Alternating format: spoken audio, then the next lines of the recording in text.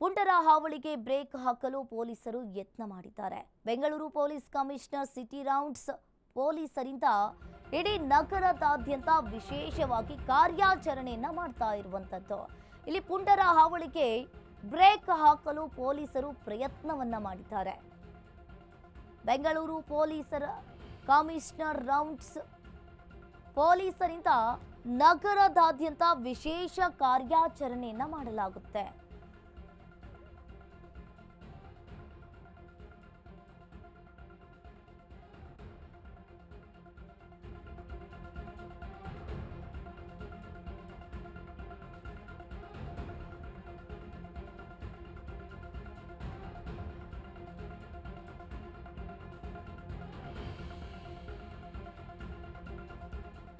ಪುಂಡರ ಹಾವಳಿಗೆ break ಹಾಕಲು ಪೊಲೀಸರ ಯತ್ನ.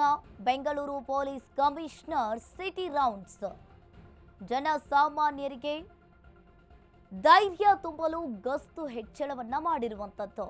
ಪೊಲೀಸರಿಂದ ನಗರದಾದ್ಯಂತ ವಿಶೇಷ ಕಾರ್ಯಾಚರಣೆ ಸ್ಪೆಷಲ್ ಡ್ರೈವ್ ನಡೆಸಿ ನಗರ ಪೊಲೀಸರಿಂದ ಗಸ್ತು ಮಾಡಿದ್ದಾರೆ. ಜನಸಾಮಾನ್ಯರಿಗೆ ಧೈರ್ಯ ತುಂಬಲು ಗಸ್ತು ಹೆಚ್ಚಳ, ಸೂಕ್ಷ್ಮ ಸ್ಥಳ ಜಂಕ್ಷನ್ಗಳಲ್ಲಿ ನಾಕಾಬಂದಿ ಹಾಕಿ ಪರಿಶೀಲನೆಯನ್ನ ಮಾಡಿರುವಂತದ್ದು. ಈ ಬಗ್ಗೆ ಹೆಚ್ಚಿನ ಡೀಟೇಲ್ಸ್ ಅನ್ನ ನೀಡ್ತಾರೆ ನಮ್ಮ ಪ್ರತಿನಿಧಿ ಅಭಿಷೇಕ್ ಜೈಶಂಕರ್. ಫೋನ್ ಸಂಪರ್ಕದಲ್ಲಿ ಜಾಯಿನ್ ಆಗಿದ್ದಾರೆ. ಎಸ್ ಅಭಿಷೇಕ್, ಇಲ್ಲಿ ಒಂದ್ ರೀತಿಯಾಗಿ ನೋಡ್ತಾ ಇರ್ಬೋದು, ಪೊಲೀಸರಿಂದ ಗಸ್ತು ಮಾಡಲಾಗ್ತಾ ಇದೆ. ಜನಸಾಮಾನ್ಯರಿಗೆ ಧೈರ್ಯವನ್ನ ತುಂಬಲು ಗಸ್ತು ಹೆಚ್ಚಳವನ್ನ ಮಾಡಿರುವಂತದ್ದು. ಏನಿದೆ ಇದ್ರ ಬಗ್ಗೆ ಹೆಚ್ಚಿನ ಡೀಟೇಲ್ಸ್?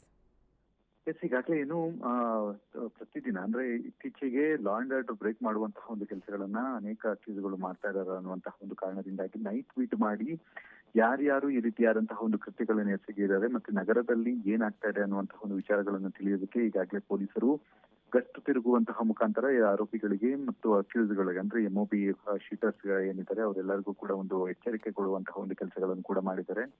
ನಿನ್ನೆ ಸ್ವತಃ CP ಆಗಿರುವಂತಹ ಸೀಮಂತ್ ಕುಮಾರ್ ಸಿಂಗ್ ಅವರೇ ಸ್ವತಃ ಫೀಲ್ಡ್ ಗಿಳಿದು ಆಯಾ ವಿಭಾಗದಲ್ಲಿ ತೆರಳಿ ಅಲ್ಲಿ ಮಾರ್ಚ್ ಮಾಡುವಂತಹ ಮುಖಾಂತರ ಅಲ್ಲಿದ್ದಂತಹ ಜನರಿಗೆ ನಾವಿದೀವಿ ಅಂದ್ರೆ ಯಾವುದೇ ರೀತಿಯಾದಂತಹ ಭಯ ಬೇಡ, ಲಾ ಅಂಡ್ ಆರ್ಡರ್ ಏನು ಪ್ರಾಬ್ಲಮ್ ಆಗೋದಿಲ್ಲ, ನಾವಿದೀವಿ ಅನ್ನುವಂತಹ ರೀತಿಯಲ್ಲಿ ಒಂದು ಪರೋಕ್ಷವಾಗಿ ಎಚ್ಚರಿಕೆ ಅಂದ್ರೆ ಒಂದು ಇದನ್ನು ಕೊಡುವಂತಹ ಒಂದು ಕೆಲಸಗಳನ್ನು ಕೂಡ ಮಾಡಿದ್ದಾರೆ.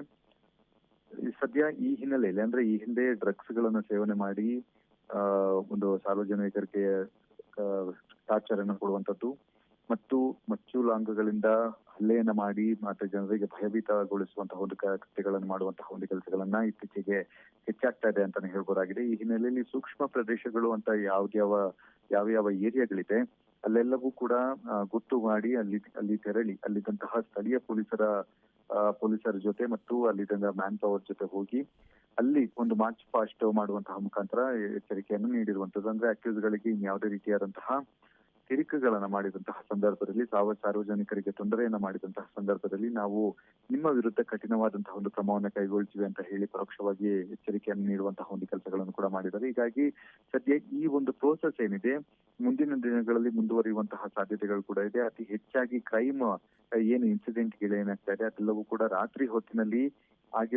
ಆಗುತ್ತಿರುವಂತಹ ಕಾರಣದಿಂದಾಗಿ ಪೊಲೀಸರು ಈ ಒಂದು ಬೀಟ್ ಏನಿದೆ ಸಾಕಷ್ಟು ಒಂದು ಪ್ರಭಾವ ಬೀರುವಂತಹ ಸಾಧ್ಯತೆಗಳು ಕೂಡ ಇದೆ.